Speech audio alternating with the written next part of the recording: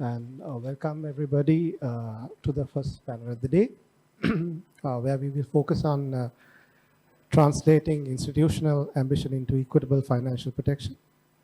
As you all know, this is a very broad topic, but we have a great panel to help us unpack some of these issues. Unfortunately, Sashini is not here yet. But we are hopeful she'll join with us soon.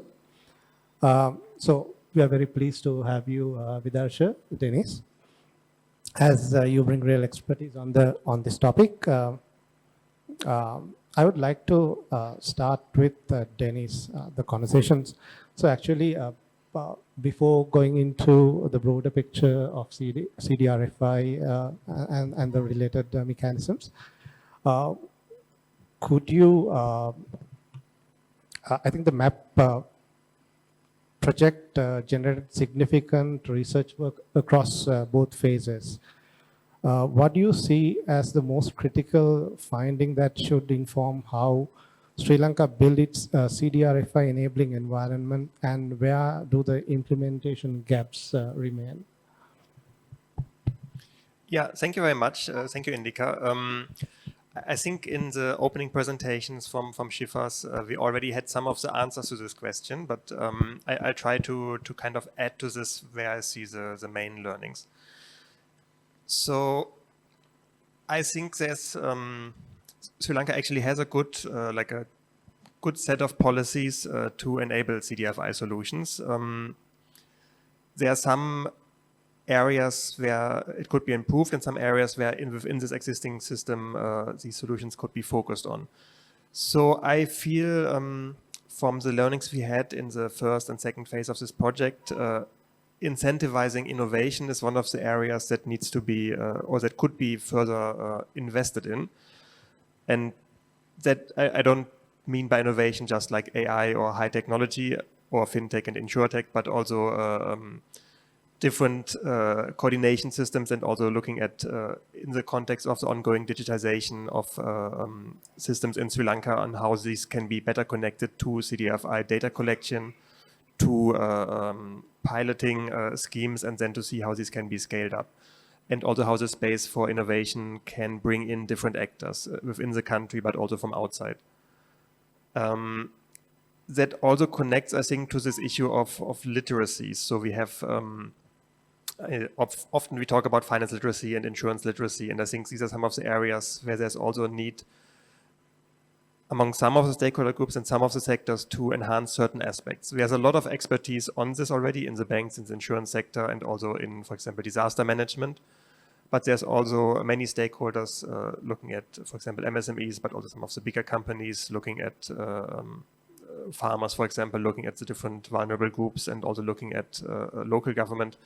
Where there's a need to build this literacy further, how insurance and CDFI instruments can actually be incorporated into the existing system, and how they would also have synergies with the social protection systems that are there, the relief schemes, with the ongoing like trainings and different structures that are there at the ground level, and then going upwards to the district level, provincial level, and then also the national level. So I would say innovation, literacies, and then also I think access.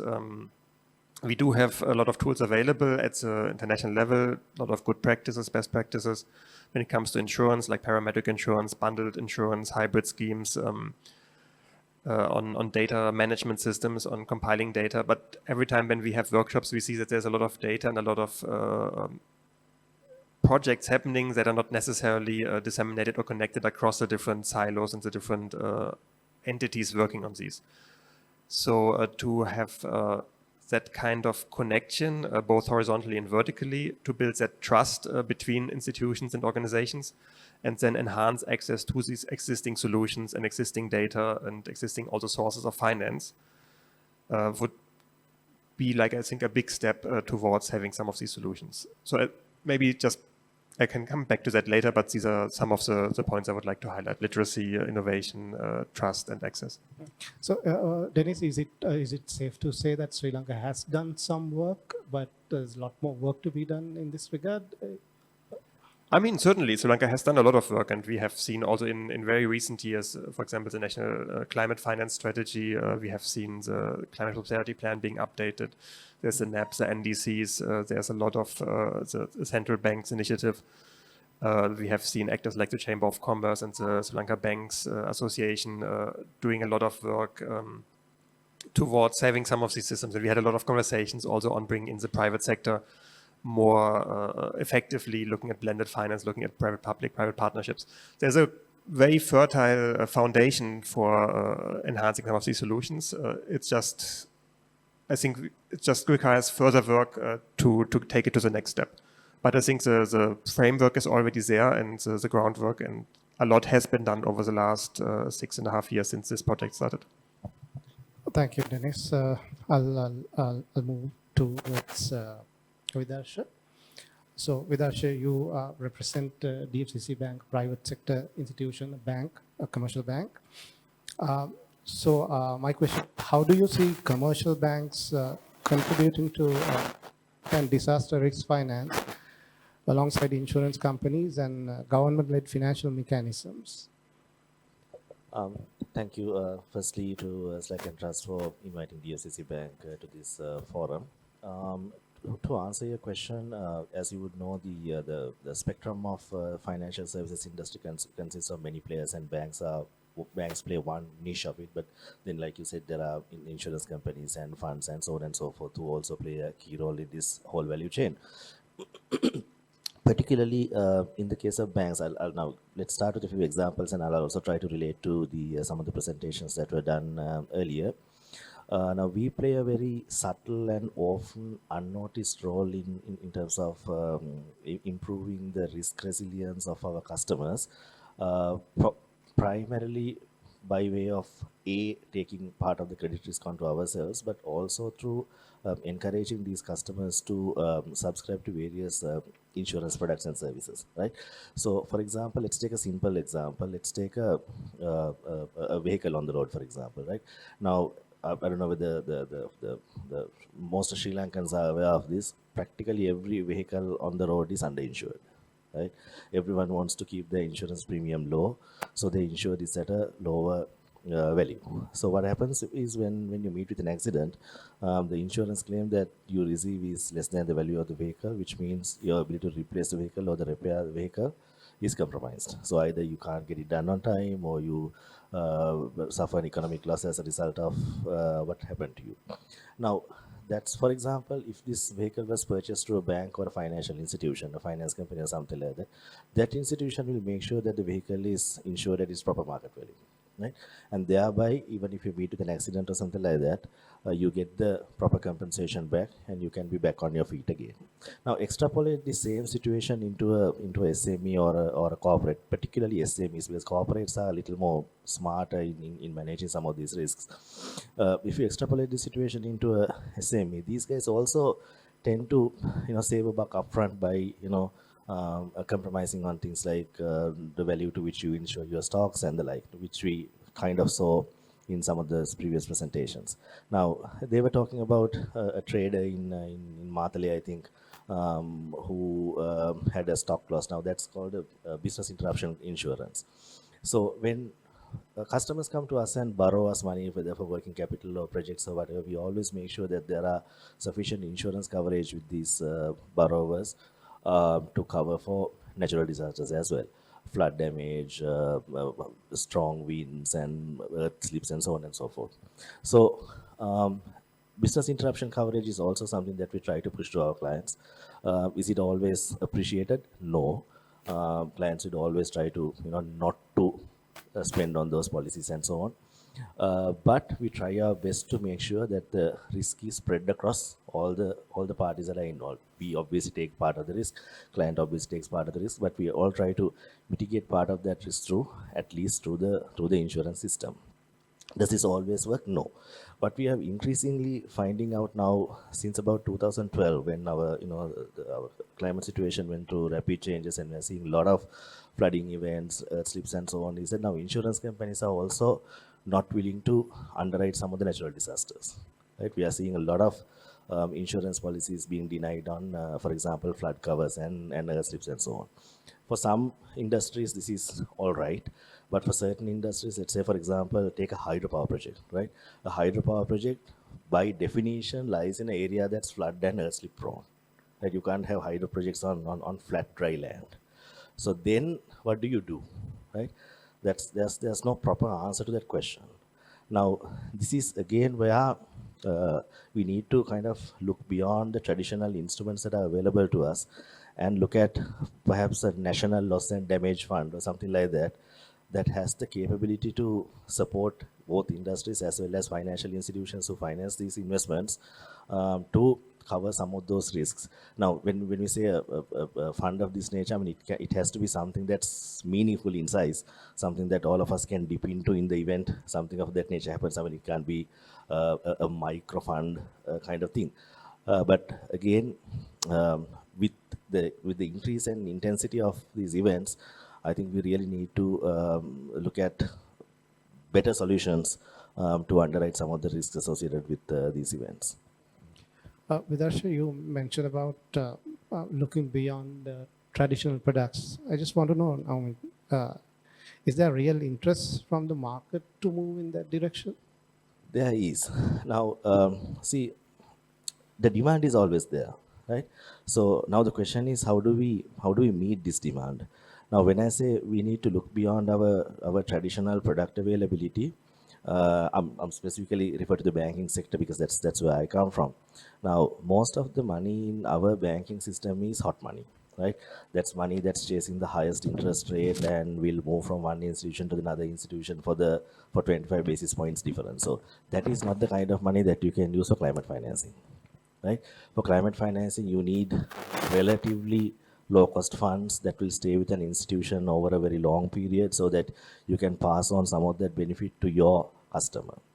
Particularly, now, climate financing involves two things, right? One is climate adaptation, one is climate mitigation.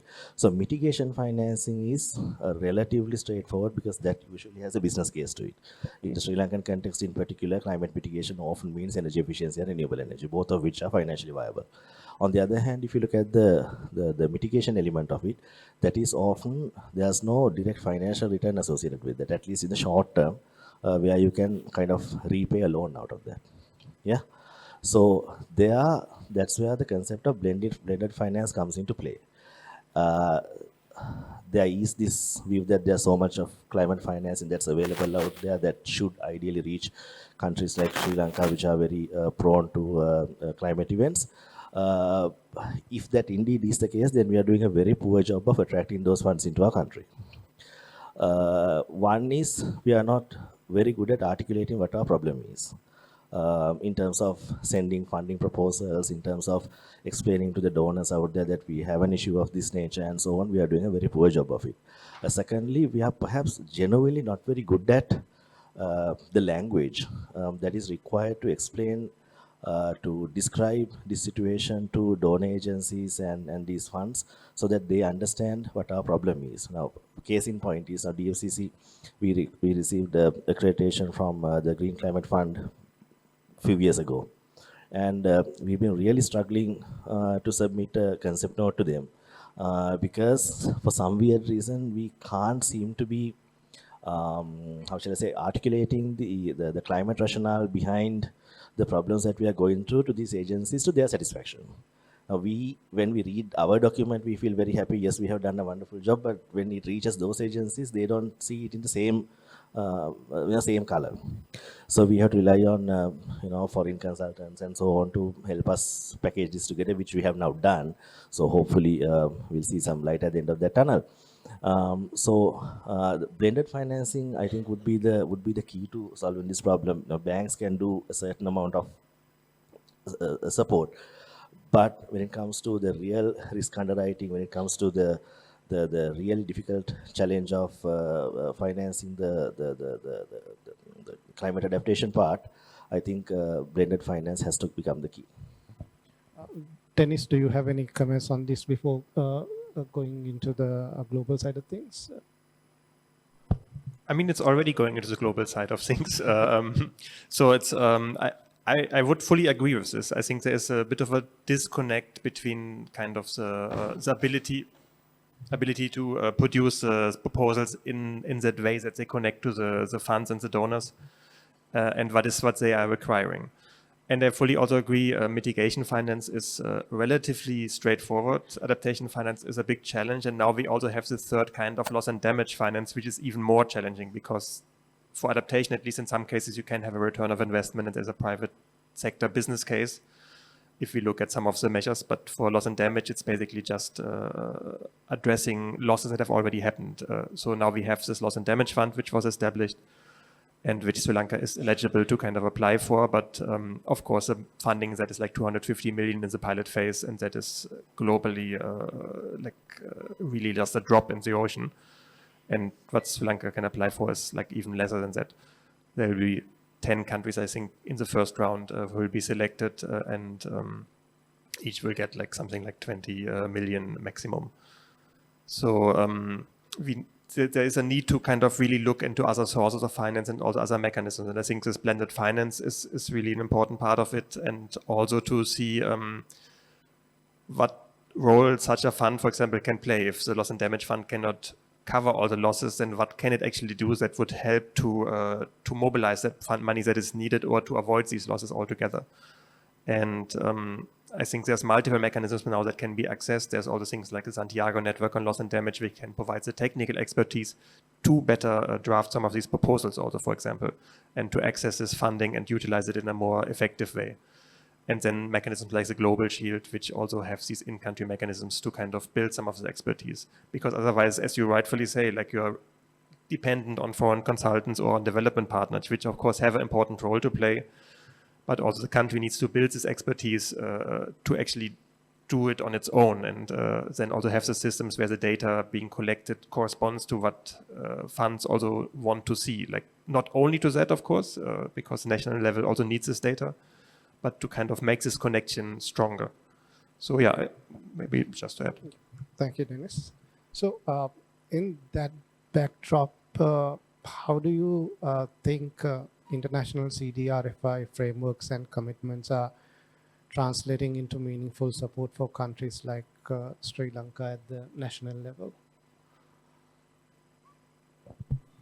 Yeah, I mean, when it comes to the international level, the global level, there are different levels, different kinds of finance, right? So we have the United Nations Framework Convention on Climate Change and the Paris Agreement, which is a multilateral legal process under which countries have obligations, and finance has to be provided by countries, developed countries, for developing countries, and there are mechanisms to distribute that finance. And then we have all these issues, how to access these funds and how to make sure that countries can actually access. And funds like the GCF are notoriously difficult and time-consuming to access. Even like under best circumstances, it take multiple years to go from proposal to actual funding, and that is the best case.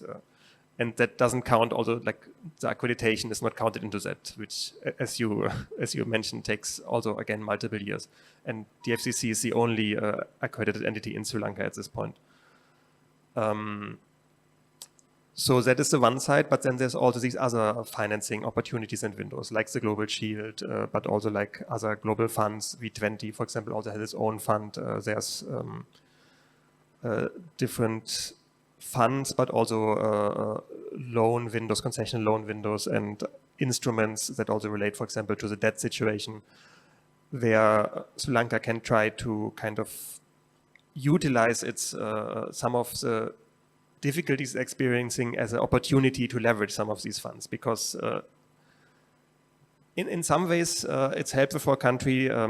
For example, least developed countries, LDCs, they have access to specific funds that countries like Sri Lanka don't have, because it's not a least developed country. But there are risks that Sri Lanka is facing and circumstances in Sri Lanka that could help to access other funds, other funding windows that are open only to countries in some of these situations. For example, the Global Shield is looking at risk countries. It's not like open to everyone in that sense. So Sri Lanka, for example, has existing infrastructure for risk management. It has things like the agricultural insurance, the crop insurance that is run by the government. It had a national natural disaster insurance scheme, and now is, I believe, developing a new one under the disaster management division. So there's expertise in the framework in the countries that can connect to these processes. So this mix of vulnerability plus existing systems is quite helpful to access some of these international funds that are not under the purview of the UNFCCC. Under the UNFCCC, of course, there are also access windows, and these are well known, but they also come with difficulties. And while the funds are trying to simplify their procedures, I think it's not going to go to that point where it will be easy to access them anytime soon. So I think there's the opportunity to really capitalize on these different funding windows and what is often called a mosaic of solutions to look how different funds can solve different issues that the country has and complement each other rather than trying to apply with the same proposals to all of these funds. Thank you, Dennis. Vidarsh, I think in your earlier comment, you addressed this question to a certain extent. What would it take for financial institutions like TFCC to meaningfully scale climate resilient lending and embed climate risk consideration into product design? Yeah, so like I said earlier, if we try to do this using the resources that are available to us at this juncture, it's going to be tough in the sense, particularly when it comes to adaptation. It's going to be quite difficult to make a financial case for it. So anyone who has a requirement in that area might feel disappointed if they approach a commercial bank and ask for a funding package. Chances are that proposal will not be successful. So that's why I said now we have so many agencies in this country who on their own are trying their bit to bring in the required climate funding in Sri Lanka. For example, we are working with GCF, other agencies are working with other parties, but everyone is working in their little silos. Whether there exists a national coordination framework to make sure that everyone is speaking the same language, everyone is working toward the same objective, I'm not entirely sure. But I'm sure the regulators, again specifically speaking, if you look at banking, every time we ask the question, what kind of, if we go above and beyond in terms of supporting climate financing, what kind of incentive can you provide us? We've been repeatedly told nothing, right? So you can't always ask something in exchange for nothing. So somebody has to give in.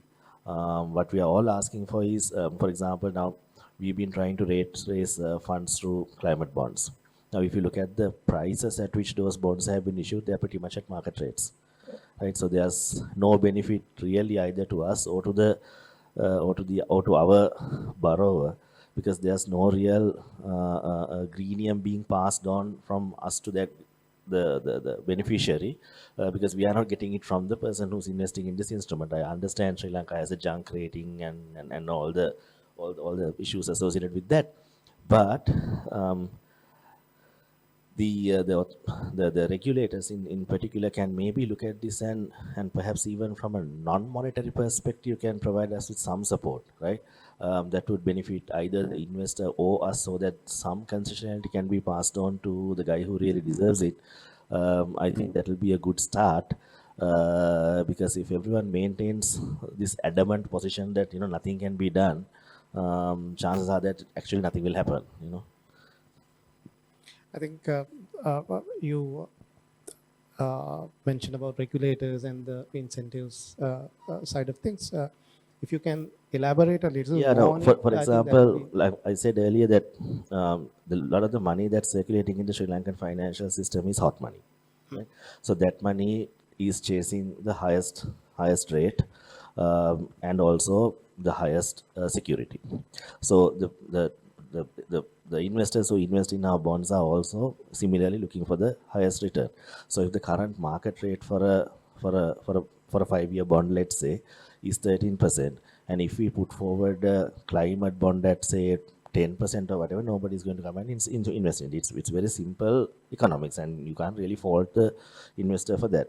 Then what is the incentive that can be given to that person to come and invest in a lower yielding bond? Is perhaps give him a tax break on the income that he's earning from the bond, so that for him it's the same return, because discounted for tax he gets the same income, but for us the money comes at a lower rate, which you can pass on to the final beneficiary.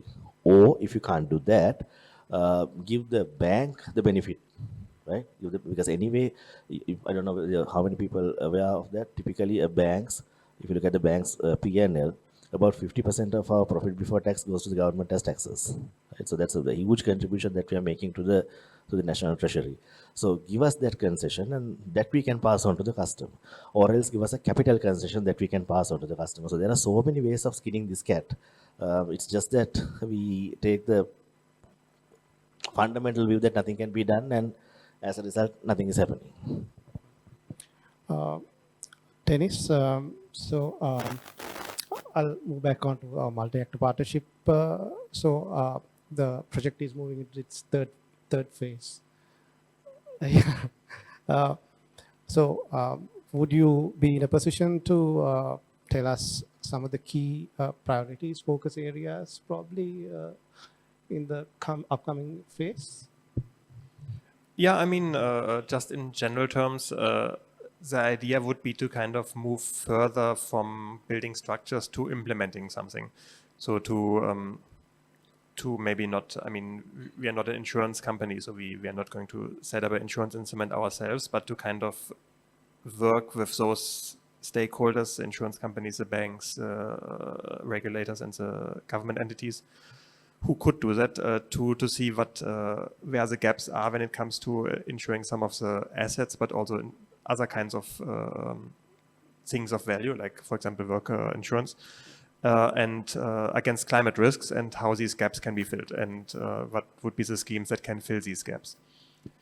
So the idea would basically be to use a multi-actor partnership as a forum to have these conversations and to bring these people together at the same table to then actually develop something. Because what we have noticed in the 6.5 years of doing this project is that there's a lot of things happening, but they're not always connected. And there's also a reasonable amount of duplication, I would say, between different organizations and entities.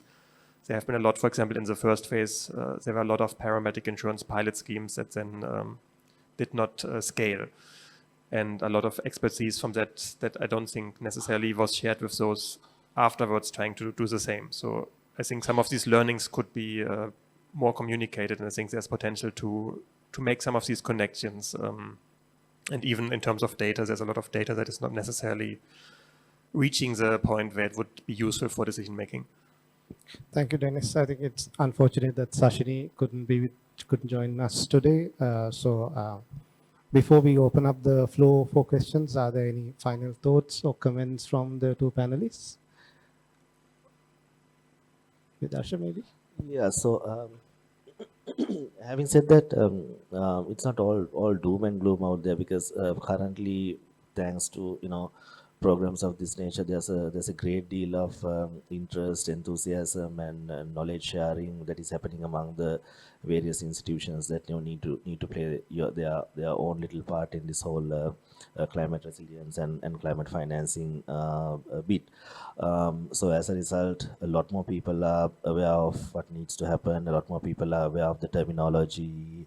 The central bank is also playing their part in terms of bringing in the taxonomy document, building the sustainable financing roadmap, and now they are bringing in a new reporting requirement as well. So a lot of good steps are being taken. So now it's up to the practitioners, if I may use that word for the lack of a better term. All of us get together and kind of coordinate or cooperate with each other, share the knowledge that we have gathered, cooperate with each other's efforts to make this final dream a reality. Dennis. I can only echo this. I think this is a very good key message at the end. I think there has been a lot of things that have moved forward in Sri Lanka and also at the global level. Now we have some of these institutions that weren't there 5 years ago. Now we have the taxonomy, we have some of these structures that weren't there 5 years ago. So now I think is an opportunity to build on these. And we have also, I think, good learnings from some of the recent impacts that have happened from Ditwa, but also floods and droughts on what is needed. And I think building on that, there is opportunity for all the different actors in this ecosystem to kind of step up and see what can be done. Thank you, Dennis.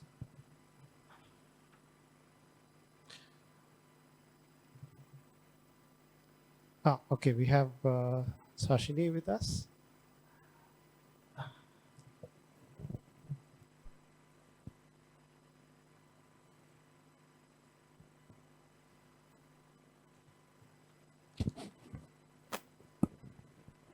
Thank you, Sashini, for being here. So I'll quickly ask you a couple of questions. So you work at the External Resources Department at the Finance Ministry. I mean, your department sits at this interesting intersection of international finance and national policy. So where do you see the most critical gaps in Sri Lanka's ability to access and deploy global climate finance or for financial and social protection? Well, ERD's role financing is because of its mandate. It is responsible for external financing, grants, and loans. But I think to answer your questions, the critical role ERD plays is with regard to sustainable financing. It's a newly established unit. It's about 3 years old.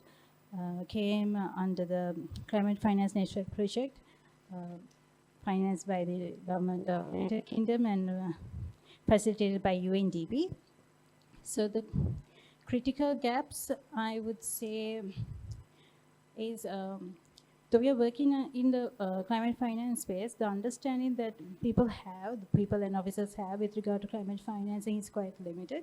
We are working on it. We have a capacity building strategy as well, a part of the National Climate Finance Strategy. And there's also an issue with regard to the over concentration that we have on development partners.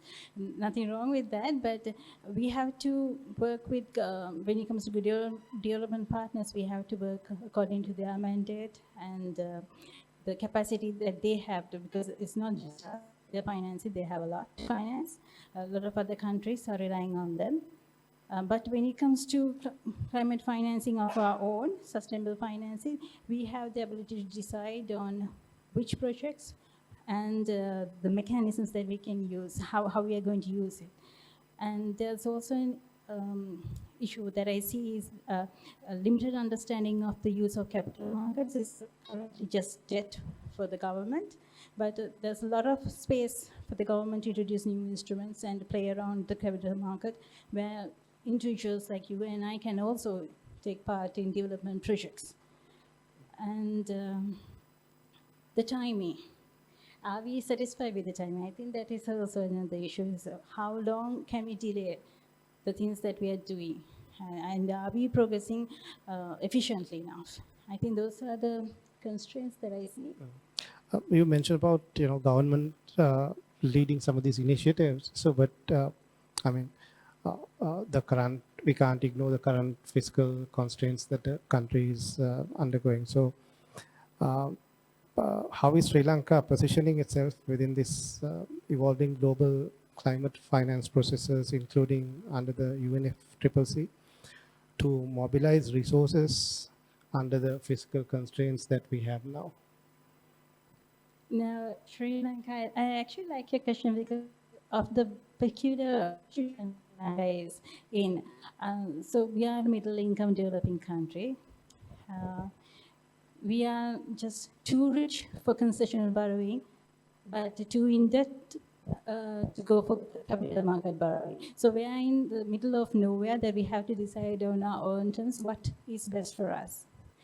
And when it comes to UNFCCC, the Ministry of Environment is working on adaptation fund, financing from GCF, Green Climate Fund, and also now recently from Los Angeles Fund as well. So UNFCCC options are, I think, mostly pursued, but what we can pursue other than that is climate investment funds, family offices, impact investments, those that we haven't pursued much. And with that, I think we can actually cover a unique financing option, a unique financing space for us, because it won't be the traditional what we had previously. We cannot pursue with that because of our debt levels, the credit ratings. We haven't reached the capital market level yet.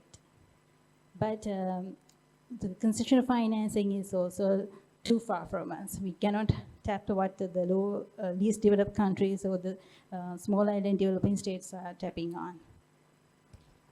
Thank you, Sashini, for those insights. So I think we can now open the floor for questions.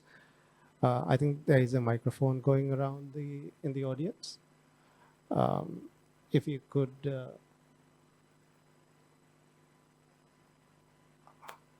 you can take one there. If you could briefly introduce yourself and the organization before asking the question, that would be appreciated. Hi, I'm Rukshila from the International Finance Corporation. I just want to know, to what extent do banks incorporate climate risk in their credit scoring models? And, for example, if there is, say, a boutique hotel in one particular area that's more prone to landslides, would the interest rate be higher for that player as opposed to another player with the exact same credit profile, just different areas? Yeah, that's a good question. So maybe till about like 5, 6, 7, 8 years ago, it really wasn't, right? So we were looking at climate positive investments and encouraging them, but we were not really taking into account the climate impact or the weather impact of this current situation on every single lending that we are doing. However, like I said, over the past few years, especially with some of the insurance companies backing out of underwriting insurance policies on climate sensitive areas and all that, we have now actually in fact started looking at incorporating climate risk also into our pricing formula. So far, at least I don't know about other institutions, but at DFCC we are not charging a premium on that. But if the situation continues, right? If the situation continues, chances are that there will be a climate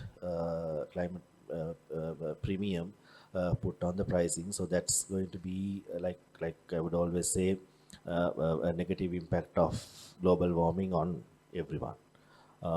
So right now, what we are doing is there are maps and data sets that are available that are published by various government agencies on flood prone areas, landslide prone areas, drought prone areas, and so on. So we are consciously looking at that data in our credit appraisals. For example, if like you said, in the case of the hotel, it's located in a say a flood or a landslide prone area, we make a note of that in our credit appraisal papers. But like I said, so far we are not attaching a price to it, but the industry increasingly looks like it's heading in that direction. There are some other bankers here as well, so maybe they can also chip in.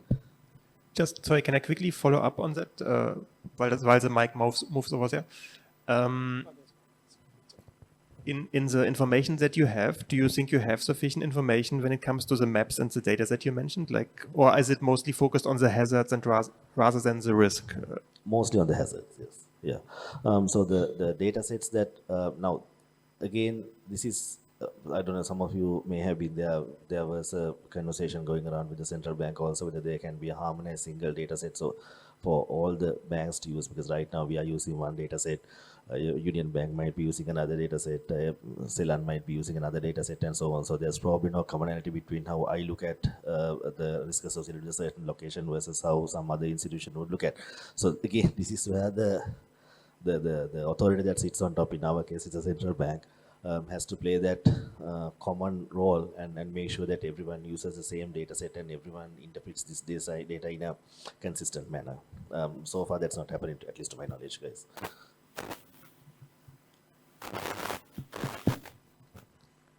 Hi, I'm Rohan Kure, representing Office of the Essential Services. My question is now, let's come back to the discussions that we had in the morning. That I have seen there are two aspects of the whole discussion. One is about the risk financing model that you have been supporting, which you are calling a green revolving fund. Okay, that's what you were discussed. And then the other one is the risk insurance part. Well, if you look at the government architecture in Sri Lankan context, now I do understand this is a non-statutory, very informal model, okay? But now, if you wanted to use this MAP initiative, now we know at the national level or the government has different funds, of course, okay? I'm not speaking about the accounts, but I'm speaking about the funds. Because rebuild, now we have, for an example, some people call it Rebuild Sri Lanka is a fund. No, it's not a fund, it's a government account, okay? But if you look at the funds that are in the pipeline, or funds are being approved by the government since 1993. Now we have the we have a reconstruction and rehabilitation fund, which is a statutory fund established in 1993. And we have the provision to develop contingencies, some sort of emergency contingency fund under the Disaster Management Act of 2005. Okay, and recently the government also has the Cabinet of Ministers approved to establish another fund called Canopy. That's called Climate and Nature Responsive Investment Fund. Okay, now this fund is going to be the statutory fund for climate and nature. So this is it's called Canopy. So it will now the diagnostic studies are being done, is going on. So once it's done, then they will establish, the government of Sri Lanka will establish this new fund. So of course we do understand there were two funds which has not been established, although only in the books, okay, or only in the act level. So there are things. Now I need to understand how this model will affect, how are you going to integrate? Because now your one is not a statutory one.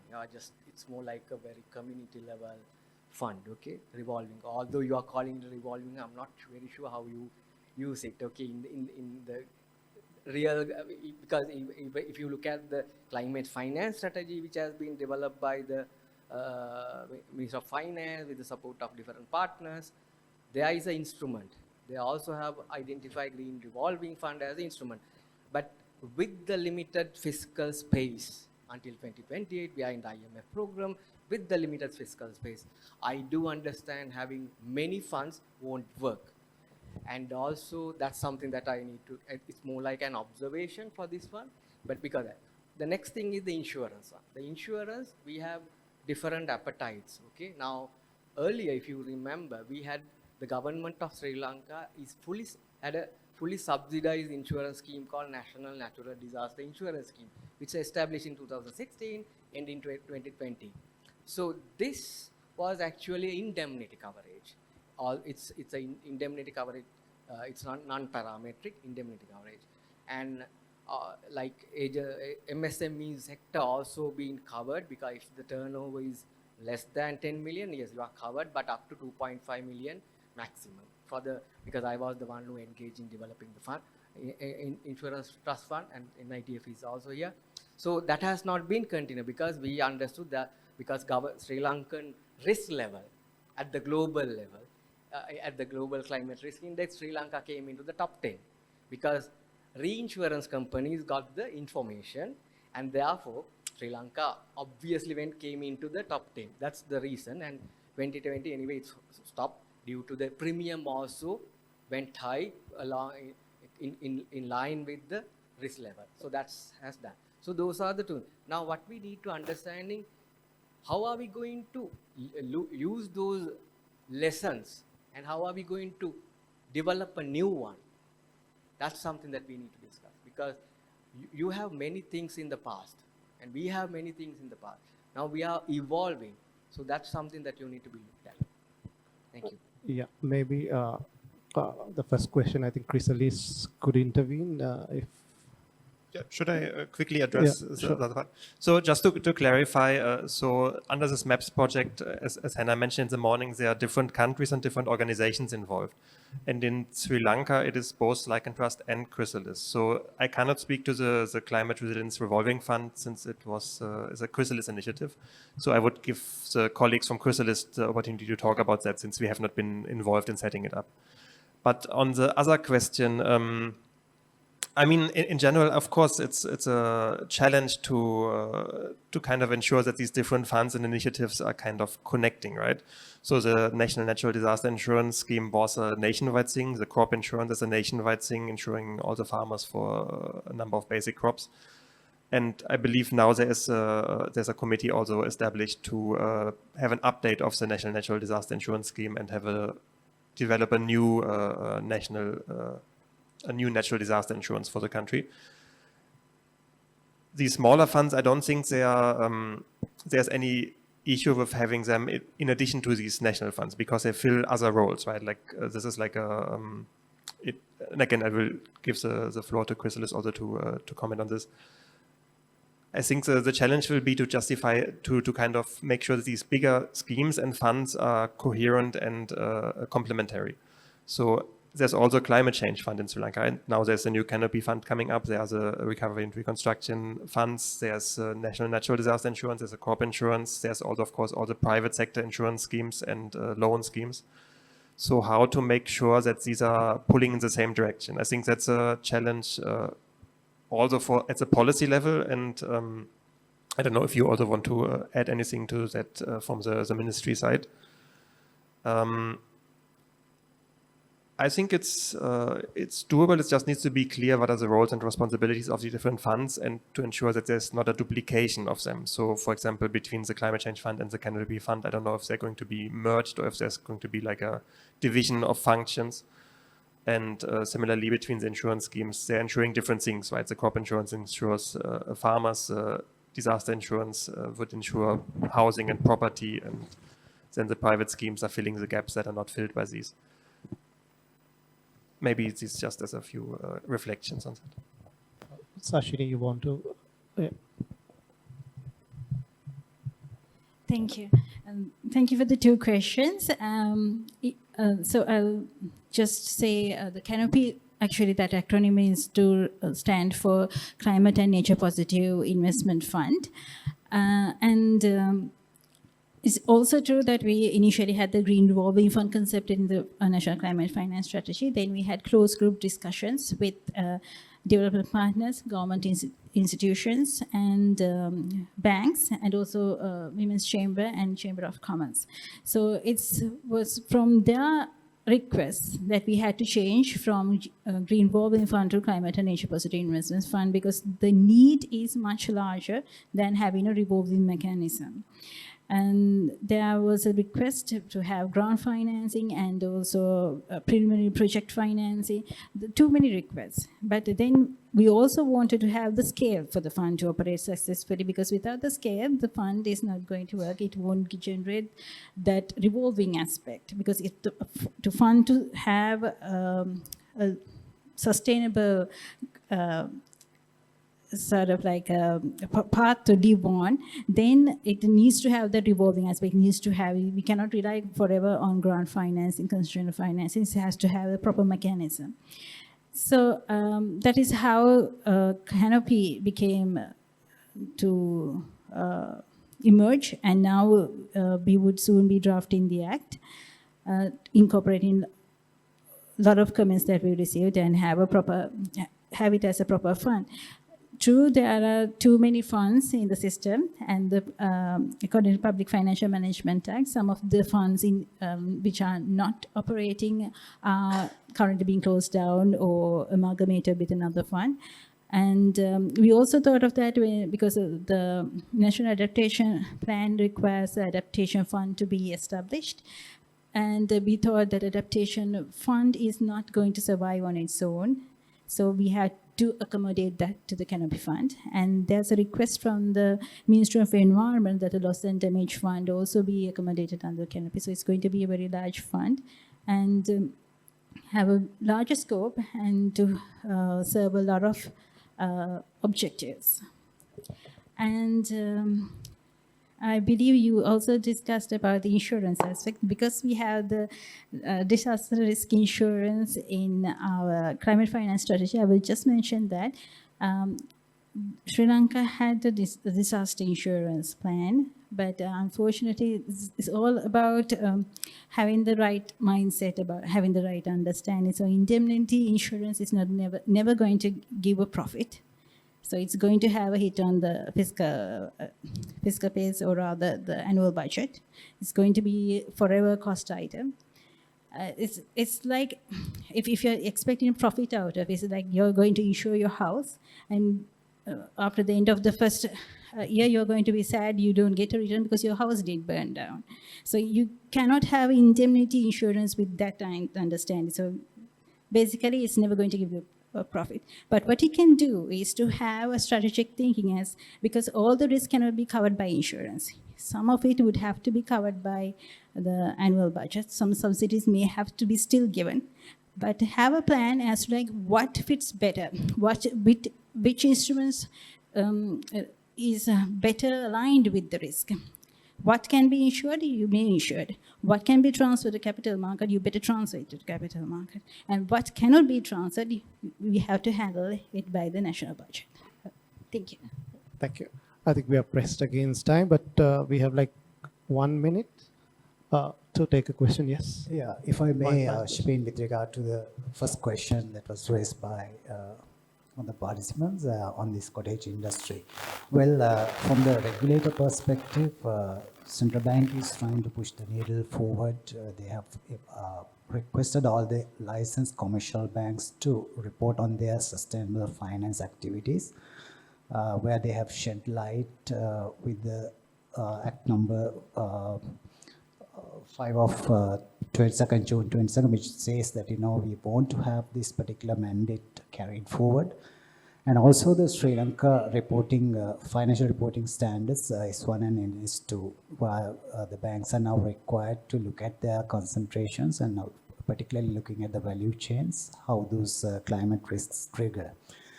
And with regard to the double materiality, one is the financial materiality, the other one is the impact materiality. When it comes to the financial materiality, you have to assess your balance sheet and see where those risks trigger and what sort of due diligence, as Vidarshan was explaining. But then the question on the table is actually to connect the dots, because there's no any particular upstream to fund all these and to full transition financing, looking at the climate in a holistic manner.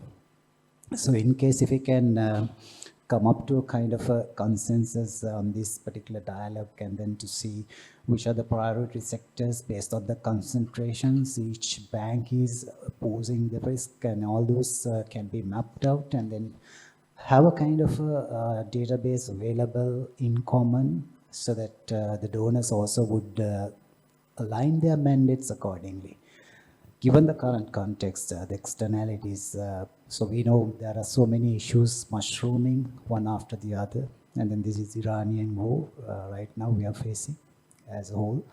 So all those are some of the things that we have to keep in mind and look forward how we can proceed in this particular dialogue. Thank you. Yeah, I think our colleagues from Chrysalis can, I think, Yeah, it's related to correct question. That one is a revolving fund. Actually, it is a model that we have piloted. Before that, as in phase 1 and 2, that we have kind of conducted a research to understand how the existing mechanism can be finance or the insurance it is supporting to the SMEs, how much it is accessible and inclusive. Then we realize there are things to change or update. Then we just piloted that CRF model. But where we now is, now we had a discussion with the Deputy Minister, Minister of Industry, and the Additional Secretary. The latest update is just we are thinking a mechanism under SME framework which introduced last week. There is 2 suggestions given by Ministry. One is under, there are 11 pillars, one is access to finance. Under that, they agreed to consider where we can plug it as a model, not the same. There can be a scale-up model in a way. The other aspect is when you look at the DMC, it is structured all 25 districts in a way. The ministry has an interest to strengthen that mechanism. Under that also they are considering, then it will be more accessible, because when it comes to MSME, it will be not like within like a small fund or grant or the excess things. So where the position of Chrysalis is actually in terms of climate financing, the key aspect is it should be grant. So we are not promoting actually the loan or the insurance at the moment, because we are in global south from the north and the international aspect. So that is one of the key position. And the second position is in terms of finance and the insurance aspects, it should be kind of, it's for discussion. I think from the private sector, we have to think a lot. From the development practice aspect, we are thinking it should be very less interest loan scheme. But under the rebuilding nation, the ministry introduced the 5% and the 3%. So we promoting that aspect, at least, which is reduce the burden of the women entrepreneur and the SME sector. And in the insurance aspect also, premium should be accessible and reasonable. These are the things what we discussed is, there can be policies and the product, but it should be accessible and inclusive in that aspect. So the latest, I'll conclude with this. Under the rebuilding loan, like I think UNDP have conducted research how much it is inclusive and access when the loan have dispersed to 30%. So in June that we are going to do a kind of research to understand how much that is inclusive actually for the MSME sector. And that aspect, so we can share later. Second aspect is when it comes to insurance, we are thinking a model or reshaping with the existing mechanism. We'll say agriculture and the agrarian insurance. So from the SME and the farm aspect, at the moment, the agrarian insurance giving kind of 8,000 loss and recovery per acre. Even they lost 1 million or 2 million. But farmer also have an interest. They are getting kind of 25,000 fertilizer grant. So we are thinking how farmer can get like 20,000 as a fertilizer grant and 5,000 go as a premium. The other aspect, and that is a grant model, just trying to understand whether farmer is or SME is ready to be a partner and give another small premium and get a more recovery. Those are the things that we Chrysalis is exploring, and as with Sri Lanka as partner in a research and aspects. So those are the things which is related to Kurei's questions. We can discuss further. Yeah. Yeah, thank you. I'm sure you have a lot more questions. You can raise your questions in the next panel as well. So since we are pressed against time, so we have to conclude this panel discussion. I thank the panelists, Dennis, Vidarsha, and Sashini, for your time and insights, and the audience for your questions. I think it's a wrap from our side. It's over to you, Himanshu.